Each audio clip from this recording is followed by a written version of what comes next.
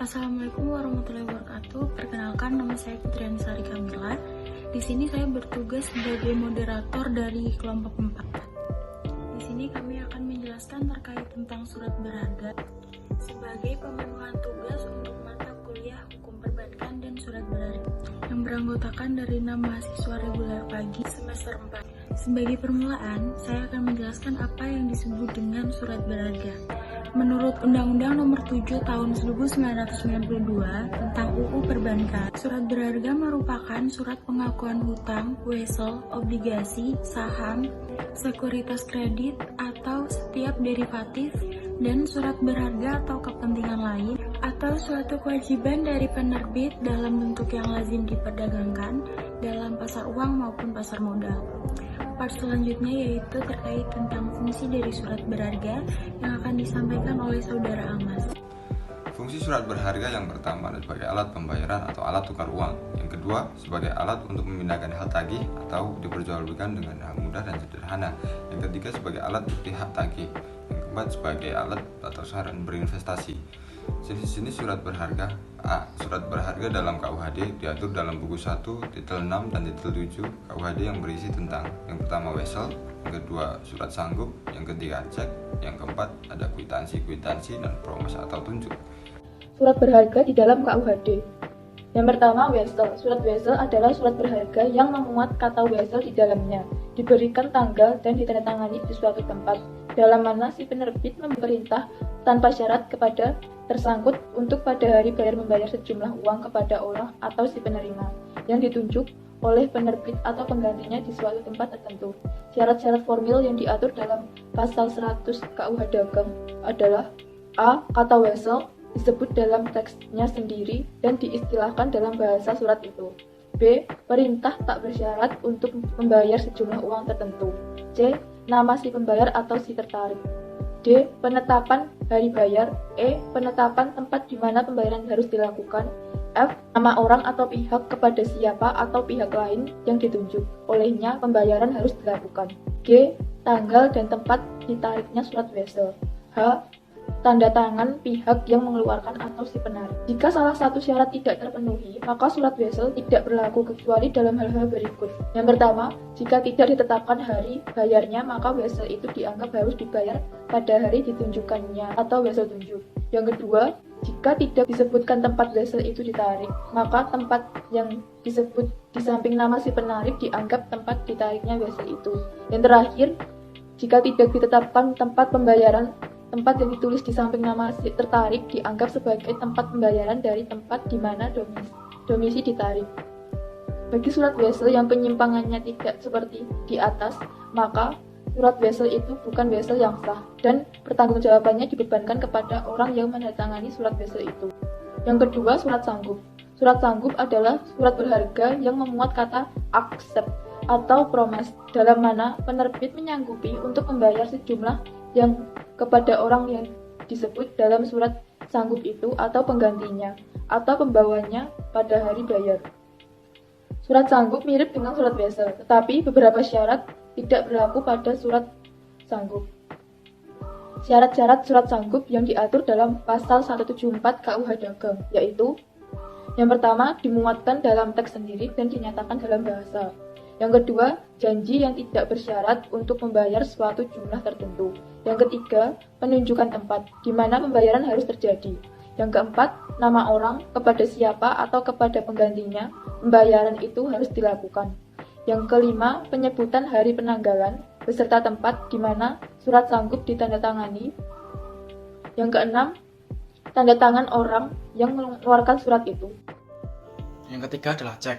Cek adalah surat berharga yang memuat kata cek dan penerbitannya memerintahkan kepada bank tertentu untuk membayar jumlah uang pada orang yang namanya disebut di dalam cek tersebut. Dalam pasal 178 KUHD ditentukan syarat-syarat yang harus dipenuhi bagi suatu cek, dan jika salah satu syarat dalam pasal tersebut tidak dipenuhi, maka kertas itu tidak dapat disebut sebagai cek. Syarat-syarat cek. Yang pertama, pada setiap cek harus terdapat kata cek dan dinyatakan dalam bahasa cek yang ditulis. Yang kedua, perintah tidak bersyarat untuk membayar suatu jumlah tertentu. Yang ketiga, nama orang atau banker yang harus dibayar. Yang Yang keempat, penunjukan tempat di mana pembayaran harus terjadi. Yang kelima, penyebutan tanggal serta tempat di mana cek diterbitkan.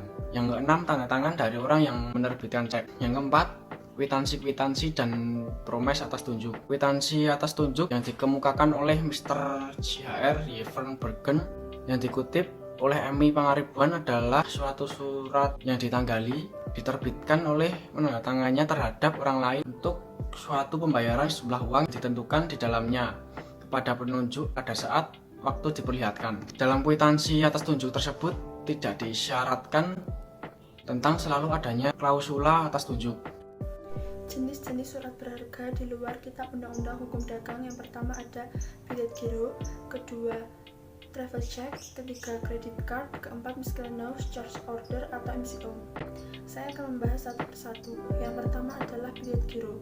Pengertian bilet giro menurut Purwosucipto adalah surat perintah tak bersyarat dari nasabah yang telah dibekukan bentuknya kepada bank penyimpan dana untuk memindahkan sejumlah dana dari rekening giro yang bersangkutan kepada pihak penerima yang disebutkan namanya, kepada bank yang sama atau kepada bank lainnya.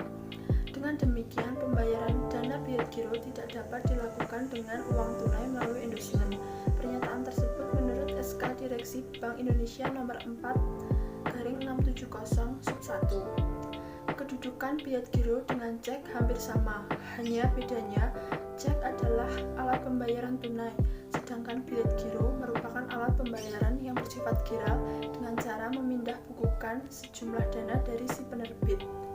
Pengaturan mengenai bilet giro ini didasarkan kepada Surat Edaran Bank Indonesia nomor 4/670 UPPB/PBB tanggal 24 Januari tahun 1972 yang berisikan tentang: pertama, pengertian dari bilet, kedua, bentuk bilet giro, ketiga, tenggang waktu berlakunya bilet giro, keempat, pengisian bilet giro, kelima, kewajiban menyediakan dana dan sanksi bilet giro kosong, keenam, pembatalan bilet giro, ketujuh, tata cara perhitungan bilet giro antar bank setempat, kedelapan, penyimpangan bentuk atau masa peralihan.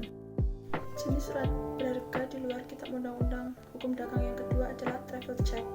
Travel check atau cek perjalanan adalah surat yang berharga dikeluarkan oleh sebuah bank yang mengandung nilai di mana bank penerbit sanggup membayar sejumlah uang sebesar nilai nominalnya kepada orang yang tanda tangannya tertera pada cek perjalanan itu. Apabila diteliti, fungsi dan peranan cek perjalanan adalah sebagai berikut. Yang pertama adalah bahwa seseorang yang melakukan perjalanan tidak perlu lagi membawa uang tunai dalam jumlah yang banyak. Kedua, orang tersebut akan merasa dari resiko perampokan dan kehilangan uang. Syarat-syarat cek perjalanan. Yang pertama, nama travel check secara tersendiri. Yang kedua, nilai nominal dari travel check. Yang ketiga, nama bank yang mengeluarkan. Yang keempat, nomor seri dari tanggal pengeluaran cek perjalanan. Yang kelima, tanda tangan orang yang berpergian pada waktu pembelian TC.